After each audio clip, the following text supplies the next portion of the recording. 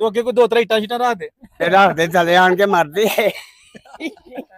ਨਹੀਂ ਮੈਂ ਉਹ ਜਿਹੜੇ ਉੱਥੇ ਇੰਜ ਕਰਕੇ ਡਿੱਗ ਪੈਂਦਾ ਤੇ ਉਹ ਜਿਹੜਾ ਕੋਈ ਮਰਨ ਭਜਦਾ ਉਹ ਮਰ ਜਾਂਦਾ ਉਂਝ।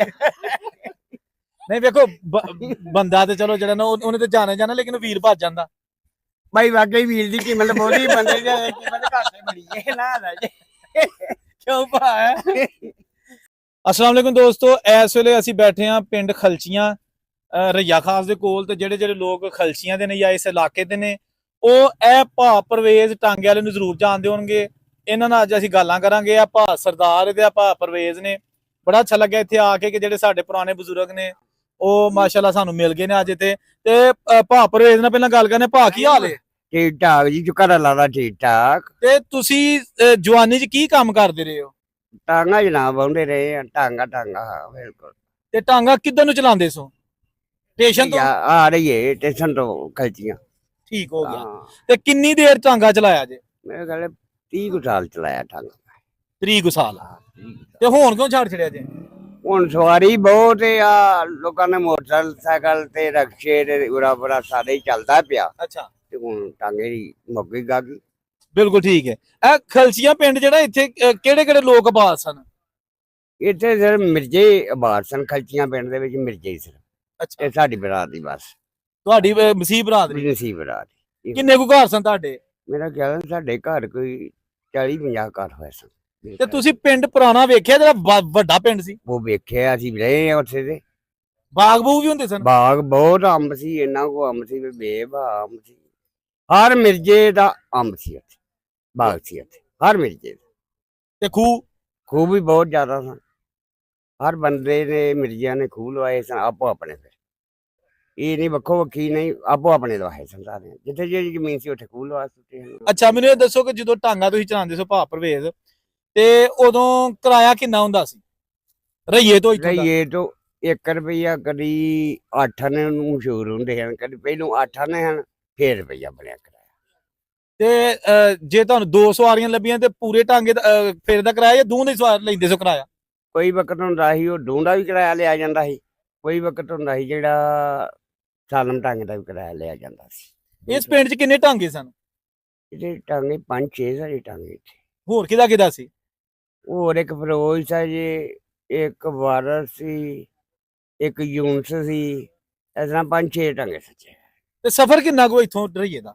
ਰਈਏ ਦਾ ਸਫ਼ਰ ਮੇਰਾ ਖਿਆਲ ਨਾਲ ਜਿਹੜੇ ਹੁਣ ਹਿਸਾਬ ਲਓ ਬਈ 5-6 ਕਿਲੋਮੀਟਰ ਬਣ ਜਾਂਦਾ ਹੋਗਾ। 6 ਕਿਲੋਮੀਟਰ ਜਿਗਰ ਬਣ ਜਾਂਦਾ, ਇਹਦੇ ਵੀ ਜਿਗਰ ਵੱਟ ਬਣ ਜਾਂਦਾ ਮੀਟਰ ਹਿਸਾਬ ਨਾਲ। ਡੂੰਗਾ ਸਫ਼ਰ ਹੈ। ਤੇ ਇੱਥੋਂ ਇੰਡੀਆ ਦਾ ਬਾਰਡਰ ਕਿੰਨਾ ਕੁ ਹੈ? ਬੜਾ ਹੀ ਇਧਰੋਂ ਜਿਹੜਾ ਹੋਏਗਾ ਇਹ ਗੁੱਠ ਵਾਲੇ ਬੰਨੇ ਨੂੰ, ਇਤੋਂ ਹੋਏਗਾ ਮੇਰਾ ਖਿਆਲ ਨਾਲ ਕੋਈ 2-3 ਕਿਲੋਮੀਟਰ ਹੋਏਗਾ। ਸਾਡੇ ਪਿੰਡ ਤੋਂ ਉਦੋਂ ਇੰਨਾ ਸੀ ਜਿੱਥੇ ਪਿੰਡ ਸੀ ਸਾਡਾ ਪੁਰਾਣਾ ਪਿੰਡ ਸੀ। ਤੇ ਇੱਧਰ ਸਾਨੂੰ ਬੱਤੀਆਂ ਦੀ ਲੋਸ਼ ਆਉਂਦੀ ਹੈ ਹੁਣ ਬਾਰਡਰ ਦੀਆਂ? ਹੁਣ ਤੇ ਆਂਦੀ ਹੈ ਬਈ, ਜਦੋਂ ਉਦੋਂ ਲੋ ਵੀ ਹੈ ਨਹੀਂ ਨਾ, ਜਦੋਂ ਪਿੰਡ ਪੁਰਾਣਾ ਹੈ ਸਾਡਾ ਉਦੋਂ ਨਹੀਂ ਬੱਤੀਆਂ ਲੱਗੀਆਂ। ਠੀਕ ਹੋ ਗਿਆ। ਤੇ ਜਿਹੜਾ ਟਾਂਗੇ ਦਾ ਸਿਸਟਮ ਹੈ ਇਹ ਮੁੱਕ ਗਿਆ, ਤੇ ਤੁਸੀਂ ਫਿਰ ਉਸ ਤੋਂ ਬਾਅਦ ਕੀ ਕੰਮ ਕੀਤਾ? ਪਤਾ ਮੈਂ ਕਰਨਾ ਕੀ ਸੀ, ਕੋਈ ਜ਼ਿਮੀਂਦਾਰਾ ਕੀਤਾ, ਨਾਲ ਮਾਲ ਡੰਗਰ ਰੱਖਿਆ, ਕੋਈ ਪਹਿਲੀ ਠੇਕੇ ਲੈ ਲਈ, ਫਸਲ ਬਣਾ ਬੀਜ ਲਿਆ, ਬਸ ਜ਼ਿਮੀਂਦਾਰਾ ਕਰ ਜ਼ਿਮੀਂਦਾਰਾ। ਤੇ ਹੁਣ ਬਾਲ ਬੱਚਾ ਜਵਾਨ ਹੋਣਾ? ਹੁਣ ਜਵਾਨ, ਬਾਲ ਬੱਚਾ ਜਵਾਨ ਹੈ, ਵਿਆਹ ਵਰਿਆ ਹੁਣ, ਚਲੋ ਅੱਲਾ ਦਾ ਸ਼ੁਕਰ ਹੈ। ਕਿੰਨੇ ਮੁੰਡੇ ਜੀ? ਮਾਸ਼ਾਅੱਲਾ। 5। ਤੇ ਬੱਚੀਆਂ? 3। ਤੇ ਸਾਰੇ ਵਿਆਹੇ ਨੇ? ਸਾਰੇ ਵਿਆਹੇ। ਵਾਹ ਜੀ ਵਾਹ। ਤੇ ਇਹ ਨਾਲ ਜੀ ਸਾਡੇ ਭਾ ਸਰਦਾਰ ਹੋਰੀ ਨੇ। ਇਹਨਾਂ ਦਾ ਮੈਂ ਤੁਹਾਨੂੰ ਥੋੜਾ ਦੱਸ ਦਿਆਂ ਕਿ ਅਸੀਂ ਜਦੋਂ ਛੋਟੇ ਇੱਥੇ ਹੁੰਦੇ ਸਨ ਤੇ ਇਹ ਇੱਥੇ ਇੱਕ ਇੰਜਨ ਹੁੰਦਾ ਸੀ ਲੰਬੜਾਂ ਦਾ, ਤੇ ਇਹ ਉਹ ਇੰਜਨ ਚਲਾਉਂਦੇ ਹੁੰਦੇ ਸਨ। ਔਰ ਅਸੀਂ ਇਹ ਜਦੋਂ ਇੰਜਨ ਨੂੰ ਵੱਡਾ ਕਾਲਾ ਇੰਜਨ ਗੇੜਾ ਲਾਉਂਦੇ ਸਨ ਤੇ ਅਸੀਂ ਬੱਚੇ ਜਿਹੜੇ ਉਸ ਦੌਰ ਦੇ ਸਾਂ ਆ ਕੇ ਵਹਿੰਦੇ ਹੁੰਦੇ ਸਨ ਤੇ ਬੜੇ ਖੁਸ਼ ਹੁੰਦੇ ਹਾਂ। ਤੇ ਅੱਜ ਮੈਂ ਆ ਕੇ ਪੁੱਛਿਆ ਭਾ ਸਰਦਾਰਾਂ ਨੂੰ ਤੇ ਬੜੀ ਖੁਸ਼ੀ ਹੋਈ ਕਿ ਮਾਸ਼ਾਅੱਲਾ ਉਹ ਵੀ ਸਾਨੂੰ ਲੱਭ ਗਏ, ਇੱਧਰ ਉੱਧਰ ਕਿਤੇ ਨਹੀਂ ਗਏ। ਤੇ ਭਾ ਕੀ ਹਾਲ ਹੈ? ਠੀਕ ਹੈ ਜੀ। ਤੇ ਇੰਜਨ ਜਿਹੜਾ ਨਾ ਕਾਲਾ ਇੰਜਨ, ਕੁਝ ਦੱਸੋ ਚੇਤਾ ਹੈ? ਹਾਂਜੀ। ਕਿੰਨੀ ਦੇਰ ਚਲਾਇਆ? ਉਹ 10 ਕੁ ਸਾਲ। ਤੇ ਆਪਣਾ ਉਸ ਤੋਂ ਬਾਅਦ ਦੱਸੋ ਨਾ ਉਹ ਇੰਜਨ ਨੂੰ ਕੀ ਹੋਇਆ ਜਦੋਂ ਖੁੱਲ ਗਿਆ ਸੀ? ਟੁੱਟ ਗਿਆ ਸੀਗੀ ਤੇ 1.5 ਦਾ ਕਿੱਦਾਂ ਨੂੰ ਗਿਆ ਵੀਲ? ਪੂਰੀ ਗੱਲ ਸੁਣਾਓ। ਨਹੀਂ, ਉਹ ਟੁੱਟ ਕੇ ਥੱਲੇ ਡਿੱਗ ਪਿਆ ਸੀ। ਅੱਛਾ। ਆਹੋ।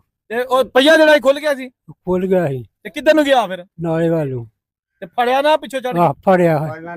ਨਾਲ ਯਾਰ ਕੇ ਤੇਰੀ ਮਰਜ਼ੀ ਹੈ, ਮੈਂ ਮਰ ਜਾਣਾ ਹੋਰ ਵੀ ਜਿੱਤਾਂ ਹੀ ਮਰ ਜਾ।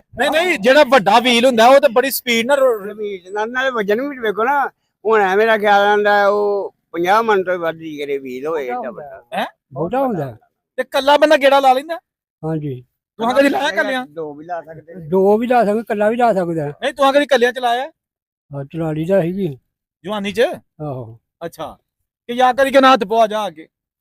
ਹੱਥ ਨਹੀਂ ਆਪਕੋ ਆ ਗਿਆ ਵਾਲੀ ਦਾ ਹੀ ਨੀਚੇ ਅੱਛਾ, ਰੋਸੇ ਕੱਲਾ ਹੀ ਚਲਾ ਛੋੜੀ। ਉਹਦੇ ਤੇਲ ਕਿਹੜਾ ਪੈਂਦਾ, ਡੀਜ਼ਲ ਕਿ ਕੋਈ ਹੋਰ ਹੁੰਦਾ ਕਾਲਾ? ਡੀਜ਼ਲ ਕਾਲਾ ਸੀਗੀ। ਅੱਛਾ, ਤੇ ਭਾ ਜਦੋਂ ਟੁੱਟਾ ਸੀ ਤੇ ਕਿੱਧਰ ਨੂੰ ਗਿਆ ਸੀ ਵੀਲ ਦਾ? ਨਾਲੇ ਆਲੂ ਜਨਾਬ ਮੈਂ ਜੇ ਜਾਂਦਾ ਜਾਂ ਗੋਲੀ ਜਾਂਦੀ ਹੈ ਬਈ ਦੌੜਾ ਜਾਂਦਾ ਸੀ ਤੂੰ ਅੱਗੇ ਕੋਈ ਦੋ ਤਰਾ ਇੱਟਾਂ ਸ਼ੀਟਾਂ ਰੱਖ ਦੇ। ਤੇ ਰੱਖਦੇ ਥੱਲੇ ਆਣ ਕੇ ਮਰਦੇ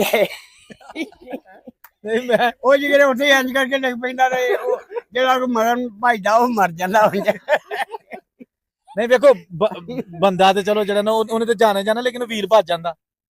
ਭਾਈ ਵਾਕਈ ਵੀਰ ਦੀ ਕੀਮਤ ਬਹੁਤੀ ਬੰਦੇ ਦੀ ਕੀਮਤ ਘੱਟ ਤੇ ਬੜੀ ਹੈ ਨਾ ਦਾ ਜੀ।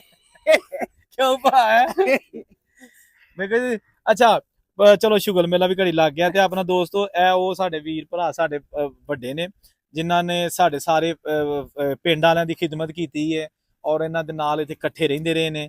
ਤੇ ਅਸੀਂ ਵੀ ਇਸ ਪਿੰਡ 'ਚ ਆ ਕੇ ਸਾਡੇ ਨਾਨਕੇ ਨੇ ਔਰ ਬੜਾ ਰਹੀਦਾ ਹੁੰਦਾ ਸੀ। ਤੇ ਅੱਜ ਬੜੇ ਅਰਸੇ ਬਾਅਦ ਆਏ ਆ ਇੱਥੇ, ਜਿੱਥੇ ਅਸੀਂ ਬੈਠੇ ਇੱਥੇ ਪਾਣੀ ਬੜਾ ਵਹਾ ਕੇ ਗਿਆ, ਸੈਲਾਬ ਦਾ ਪਾਣੀ ਸੀ ਇੱਥੇ ਆਇਆ ਤੇ ਸੜਕਾਂ ਟੁੱਟ ਗਈਆਂ, ਰਾਹ ਟੁੱਟ ਗਏ, ਲੋਕਾਂ ਦਾ ਮਾਲੀ ਨੁਕਸਾਨ ਬੜਾ ਹੋਇਆ।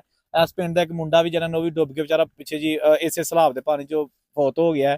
ਤੇ ਨਾ ਹੋ ਕੀ ਉਹਦਾ ਅਲੀਬਾਸ ਮੁੰਡਾ ਸੀ, ਸ਼ਾਦੀशुदा ਦੀ ਇੱਕ ਬੱਚਾ ਵੀ ਇਹਦਾ, ਤੋਂ ਇੱਥੇ ਪਾਣੀ 'ਚ ਡੁੱਬ ਗਿਆ ਨਾ ਤੇ ਸੈਲਾਬ 'ਚੋਂ ਵੀ ਫੌਤ ਹੋ ਗਿਆ। ਲੇਕਿਨ ਓਵਰਆਲ ਮਾਲੀ ਨੁਕਸਾਨ ਹੀ ਹੋਇਆ, ਲੋਕਾਂ ਦਾ ਫਸਲਾਂ ਦਾ ਨੁਕਸਾਨ, ਘਰਾਂ 'ਚ ਚੀਜ਼ਾਂ ਦਾ ਨੁਕਸਾਨ ਹੋਇਆ। ਤੇ ਅਸੀਂ ਜਨਾਬ ਆਏ ਹਾਂ ਅੱਜ ਇਸੇ ਲਈ ਵੇਖਣ ਵੂਖਣ। ਅੱਲਾਹ ਤਾਲਾ ਸਾਰਿਆਂ ਨੂੰ ਆਪਣੇ ਜਨਾਬ 'ਚੋਂ ਦੇ ਔਰ ਸਾਰਿਆਂ ਦੀ ਹਿਫਾਜ਼ਤ ਕਰੇ। ਅੱਲਾਹ ਹਾਫਿਜ਼।